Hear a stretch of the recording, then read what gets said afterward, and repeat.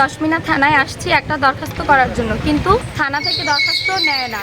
পূর্ব শত্রুতার জেরে মারধরের শিকার বিচার চেয়ে মামলা দায়ের। তবে এবার সেই মামলা তুলে নিতে বাদীকে বিভিন্নভাবে প্রাণনাশের হুমকি থানায় অভিযোগ দিতে গেলে তা গ্রহণের অস্বীকার ওসির। উল্টো ওসির কাছ থেকেই অপমান ও দুর্ব্যবহারের শিকার হতে হয়েছে বলে দাবি করেন ভুক্তভোগী নারী। এমন বিস্ফোরক অভিযোগ তুলেন মিম আক্তার নামে এক নারী। ২৬ এপ্রিল পটুয়াখালী জেলার দশমিনা থানায় এমন অনাকাঙ্ক্ষিত ঘটনা ঘটে।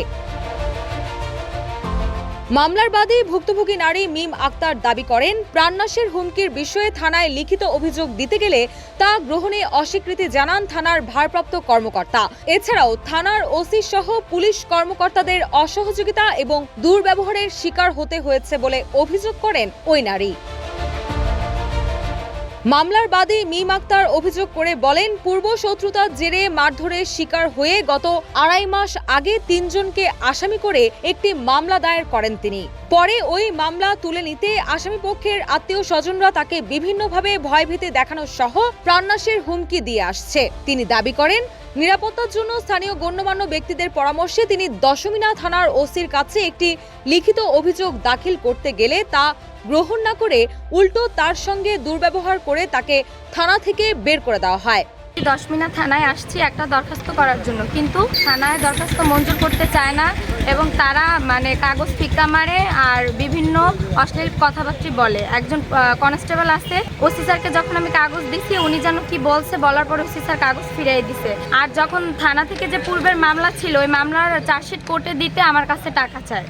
এদিকে এসব অভিযোগ অস্বীকার করে দশমিনা থানার ভারপ্রাপ্ত কর্মকর্তা মোহাম্মদ আতিকুল ইসলাম ইত্তেফাককে বলেন, ওই মেয়েটা আমার কাছে একটা অভিযোগ নিয়ে আসছিল, আমি সাথে সাথে একজন অফিসারকে দিয়েছি তদন্ত করতে, কিন্তু ওই মেয়েটা বলে এখনই ওদেরকে ধরে নিয়ে আসতে।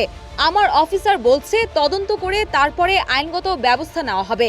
তখন সে বলে তদন্ত লাগবে না, এখনই ধরে নিয়ে আসেন। এক পর্যায়ে সে আমার কাছ থেকে অভিযোগের কাগজ ফেরত নিয়ে চলে যান।